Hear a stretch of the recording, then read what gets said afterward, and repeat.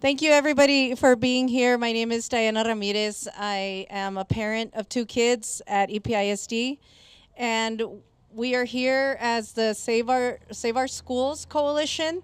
We're a new coalition that started to tell EPISD that we don't like their plan to close 10 schools in 6 months without waiting for the equity audit, without waiting for more financial data.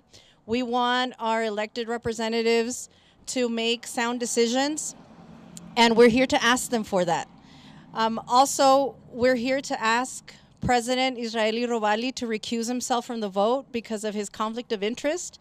As the executive director of the El Paso Association of Contractors, he stands to benefit from the closure of schools. He stands to benefit from the sale of properties, and he stands to benefit from contracts given to his bosses at EPAC. So we're also here to ask the El Paso Association of Contractors to please ask their employee to recuse himself. We know they're good for the community. We know they provide a lot of jobs, and so we also ask EPAC to do the right thing. Joining us today as part of our coalition, our groups are the following groups. Amanecer People's Project, parents, the LULAC, the League of United Latin American Citizens, EPISD Trustee District 2, Alex Cuellar is here with us, the president of the El Paso chapter of the NAACP, Mr. Carl Dwyer, the El Paso Teachers Association Union is here with us today, grandparents from schools, members of the Equity Assessment Advisory Committee and the DDR Advisory Committee, parents from Park Elementary, graduates of Travis Elementary, City Representative Josh Acevedo from District 2, also was formerly on the EPISD board, and community organization Ciudad, Nueva. So you'll hear from all of these folks today about why we need a better plan for our kids, for our students. I first want to welcome Ana Fuentes from Amanecer. Hello, everyone. My name is Ana Fuentes. I'm the Executive Director of Amanecer People's Project. We are a membership organization that fights for clean air, clean water, and for all Pasoans to have actual decision-making power in the systems around us. Over the last year, our members have had conversations at the doors and at schools with over 1,000 EPISD parents, and we initially organized with parents around the crisis of over 22 EPISD schools still running on old, ineffective swamp coolers that left students and teachers in brutal learning environments.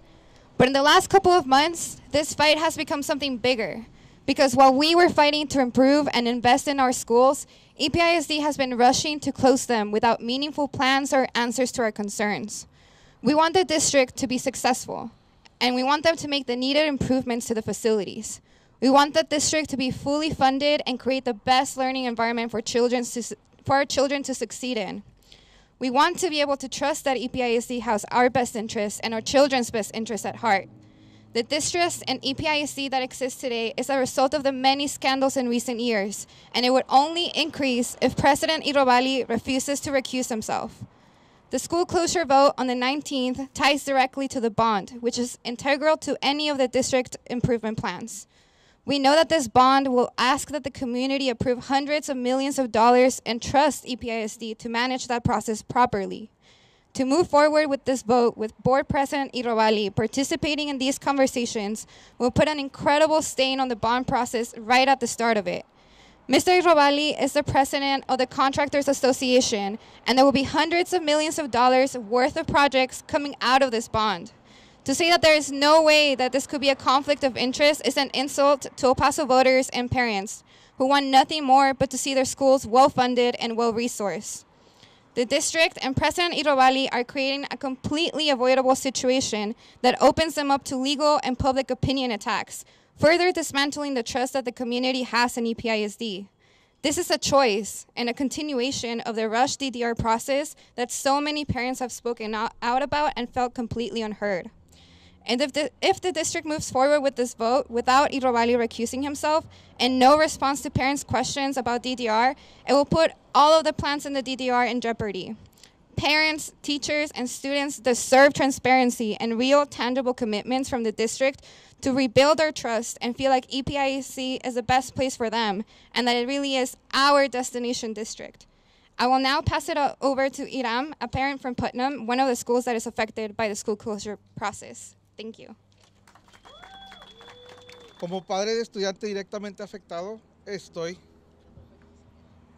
profundamente preocupado por la propuesta del cierre de las escuelas. Las recientes reuniones comunitarias no han logrado abordar adecuadamente las preocupaciones de los padres y tampoco han ofrecido soluciones concretas. En mi caso específico de Putnam Elementary, están proponiendo cerrar una escuela de alto rendimiento, de muy buen rendimiento, y redirigir a los estudiantes a una escuela en dificultades. Esa redirección es miope y perjudicial para la educación de nuestros hijos. La falta de transparencia y participación comunitaria en este proceso es inaceptable. El plan propuesto carece de sustancias y se basa en promesas vagas a futuro. Exigimos que nuestro representante en la Junta Escolar escuche las voces de su comunidad y reconsidere esta decisión. Instamos al distrito a explorar soluciones alternativas que den prioridad al éxito académico y el bienestar de nuestros estudiantes. Es imperativo que cualquier decisión relacionada con el cierre de las escuelas se tome teniendo en cuenta el mejor interés de nuestros hijos. Gracias. Good afternoon and buenas tardes. First of all, I'm here on behalf of LULAC, the largest and oldest Hispanic civil rights organization in the United States, founded in 1929. And I'm happy that we are joined by the NAACP, our sister organization founded 20 years earlier in 1909. Thank you for joining us. But I want to let you all know that LULAC has been very concerned about the activities of the El Paso ISD, specifically knowing that an equity study had been authorized by a court when the lawsuit was filed in 2017. It was filed, and it was filed by Las Familias Unidas por la Educación. What part of that court order don't they understand that they need to finish that equity study before going forward? Number two is that let us not forget that El Paso ISD was sued in 1997 it was called Alvarado versus El Paso ISD for discrimination against Mexican Americans that lived in areas that were not being given the proper education. What part don't they understand about that particular lawsuit where they were found guilty by a court of law for discrimination? Deja vu, are we back again in 2024 by our own community challenging or rather prohibiting proper access, quality education to our Mexican American community that is may not have two vehicles in a family, may not have the disposable income, but they certainly are citizens of El Paso, residents of El Paso, and they deserve an education. And finally, I want to let you know that yesterday we met with the superintendent and we gave her a formal letter asking her to please wait for the equity study to be finished. Otherwise, we will use any and all resources available to ensure that study is finished before they go forward with the bond. All right. Good afternoon. Just wanted to say thank you for putting this conference together. Thank you, LULAC. Thank you, Amanecer. Thank you to City Rep Josh Acevedo for being here. All the people behind me, all those representatives, Mr. Dwyer, the NAACP, all the different families, community members, students that have shown up today. This coalition, right? Save Our Schools Coalition. I want to touch upon a few things and make sure that it really hits home for the community so that they can understand what's going on and how the voting process is happening right now. Whatever vote is going to happen on November 21st, I pray and I hope that it's not just other board members with the blind leading the blind and them following blindly behind our president, Mr. Irabali. I've asked Mr. Rabali to recuse himself. That was October 17th, based upon his intimate nature and his involvement with EPAC. And he flat out stated the last time we had a special board meeting, right after that board meeting, he said, quote unquote, I will not recuse myself. Instead of deciding to look at the facts, instead of deciding to look at the legal opinions again that have already been tendered by our legal counsel, Ms. Ceci Collins, and by our other legal counsel that's on retainer, Mr. Anthony Safi. And we haven't seen that yet. The very fact that on October 17th, we were told that there was not a list of schools that was going to be closed, but then 5 minutes later, we're given that list. That is absolutely unacceptable as us being members of the board. If other members got it before I did, then that's unacceptable. If they released it 5 minutes before and that was their preparation, that's still unacceptable. No matter how you look at it, the transparency has not been there with Ms. Acevedo and the cabinet. I know that Ms. Acevedo means well. I understand that. The cabinet means well. But in terms of closing 10 schools in 1 year, and now you have more schools that are going to be predominantly affecting the poor areas of El Paso, I would be remiss to say that that doesn't sound right. I would be remiss to say that that is almost discrimination in and of itself. When I've had those discussions with other board members, and I can't tell you what they've said, but the discussions I've had with myself and with Ms. Acevedo is you all are doing a disservice to the El Paso community and to EPISD right now. There is absolutely... So the fact that we're now displacing, almost 2,000 children plus their families, and now we're going to have other communities in blight because we're closing down those neighborhood schools, we understand that the schools may have to close at some point, but not in this fashion, not in this form. And I'll end off with this.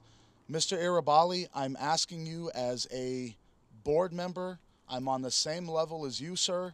You are on the board. You serve at the pleasure of the community, and the community is speaking behind you. Don't have those deaf ears and that blind eye to the community that's telling you what to do and what they're asking you for. They're not stating that they don't understand that schools need to close. They're telling you the exact opposite. If you do it right and you do it correct, we want our students to have better 21st century campuses that they're entitled to and that they deserve, and that the faculty and staff deserve as well, but do it the right way. Your relationship with EPAC is a conflict of interest, and the fact that you don't see that shows that you do not have the fiduciary trust, responsibility, and ethics that enable you to be our president and to serve on the board of trustees.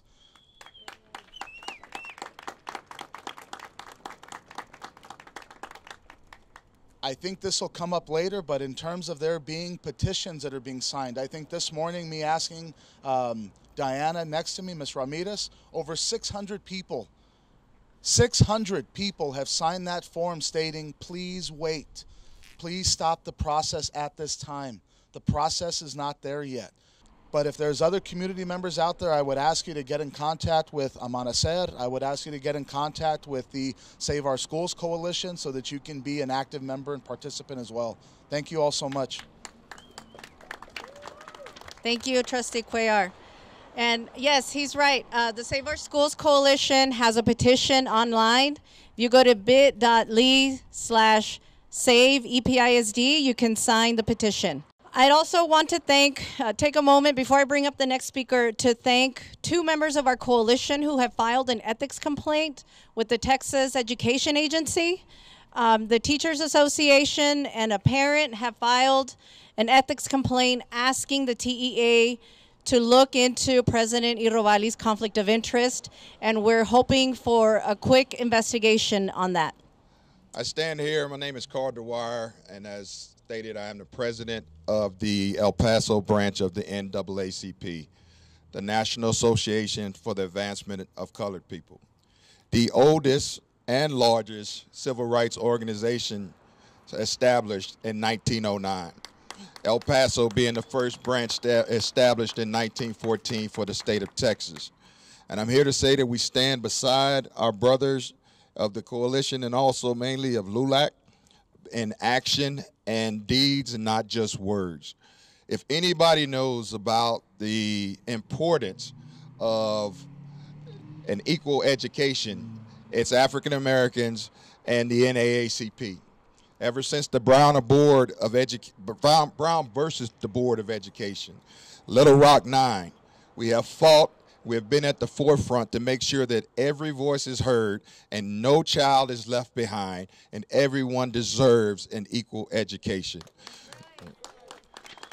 The NAACP stands with and is a part of this community, committed to this community. We are a part of the Equity Assessment Advisory Committee. We have been there since the start.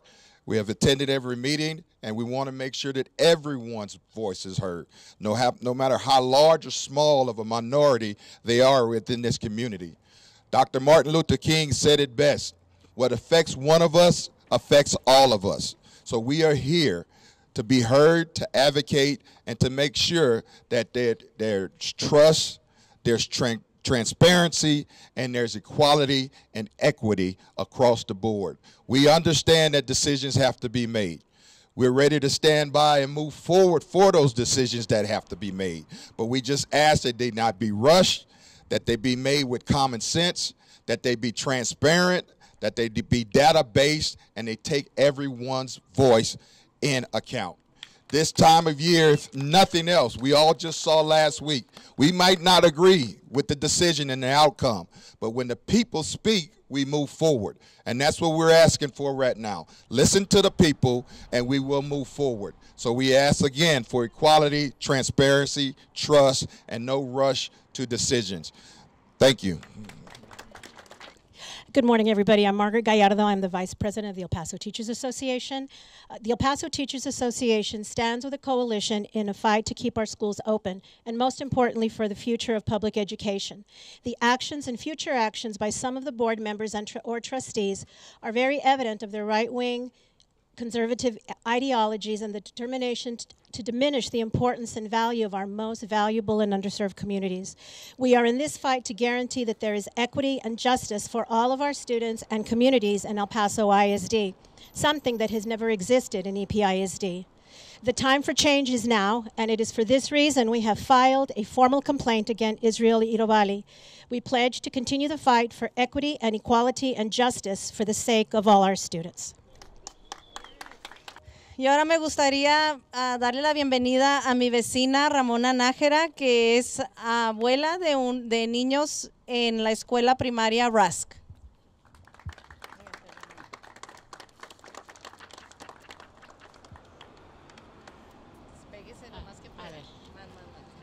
Muy buenas tardes a todos. Mi preocupación más grande es el cierre de las escuelas, porque como tengo niños, nietos en la escuela Rusk, y otras escuelas me van a quedar muy retiradas. Entonces, como yo ya estoy muy enferma de mis piernas, es mi preocupación. Y por eso estoy aquí, ¿verdad? Haciendo una petición a ver si logramos algo, aunque ya están aceptado que se van a cerrar las escuelas, pero ¿por qué todas a una sola vez? ¿Por qué no pueden dejarnos una más accesible? Porque mi preocupación es esa y discúlpenme, gracias.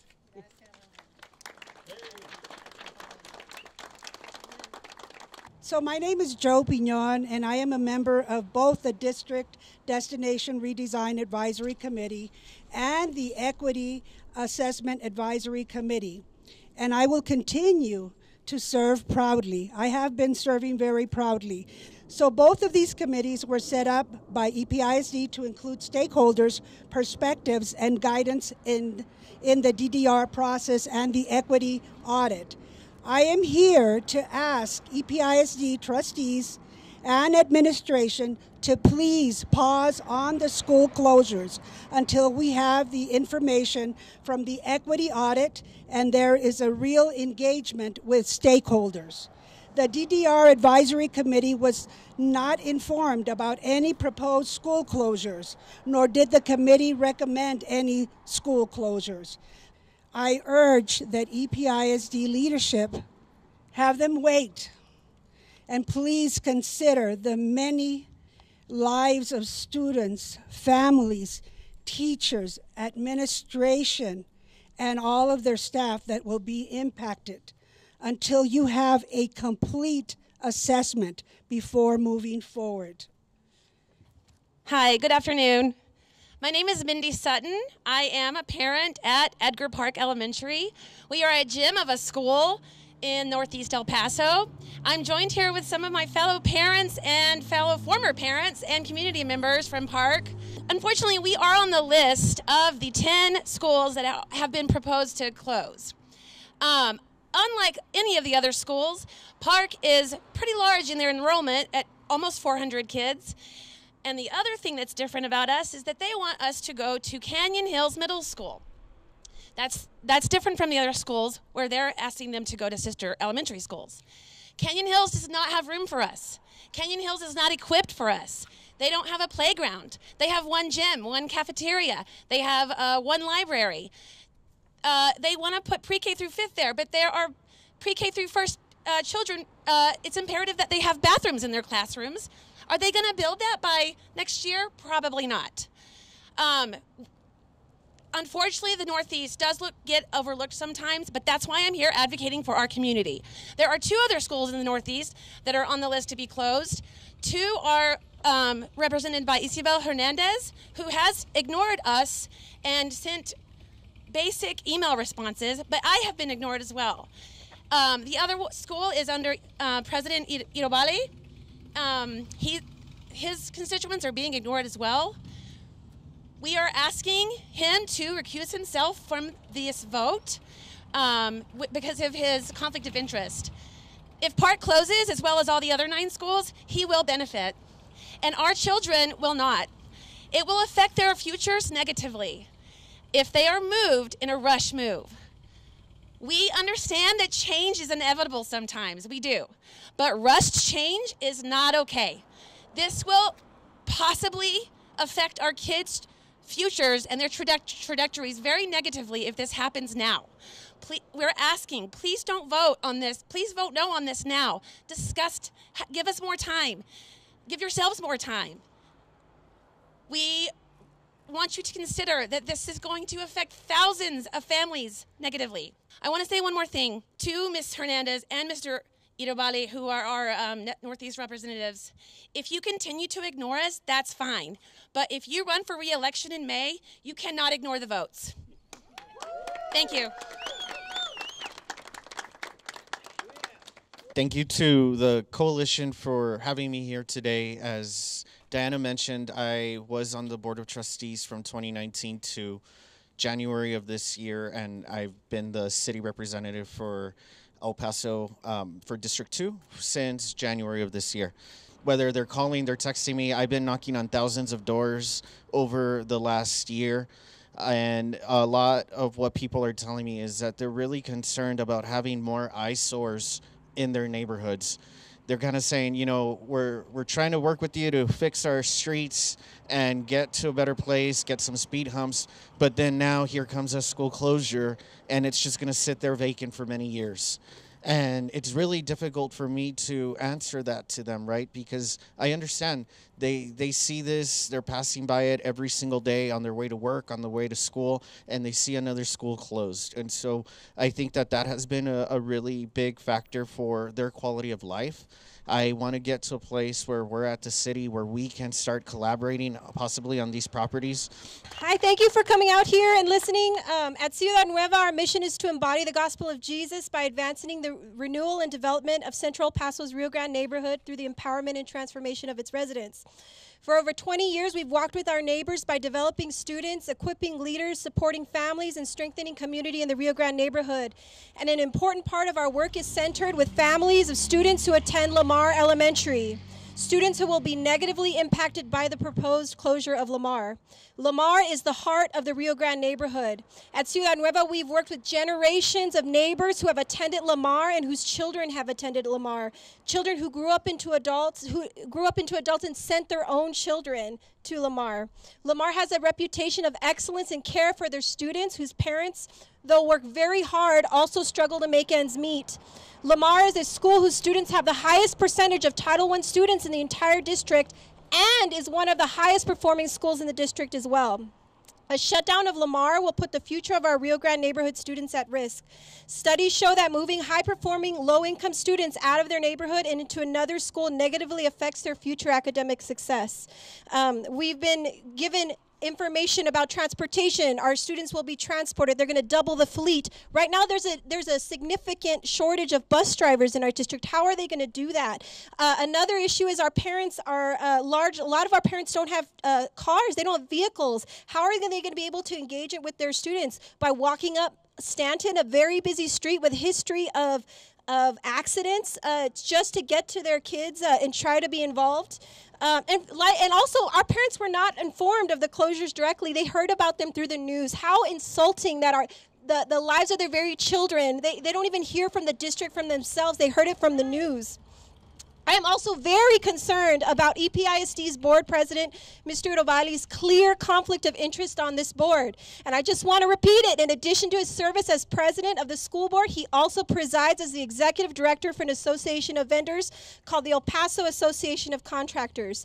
The DDR plan for school closures is tied to millions of dollars in renovations, upwards of $1 billion, for schools that would be receiving students as a result of these proposed closures. According to Superintendent Acevedo's own presentation at the October 17th meeting, the closed schools are already actively marketing to contractors and local developers. Mr. Urovali should not be voting on or participating in the discussions of anything related to real estate, construction, sales, or bonds, since the members of his association are also vendors with EPISD. On the El Paso Association of Contractors' own website, the association says that everyone involved in the construction industry can benefit from becoming a member, and that their member services are perks, and perks are open to general contractors, subcontractors, suppliers, associates, and professional service providers, and they already have a history. Our district has a history of using those contractors.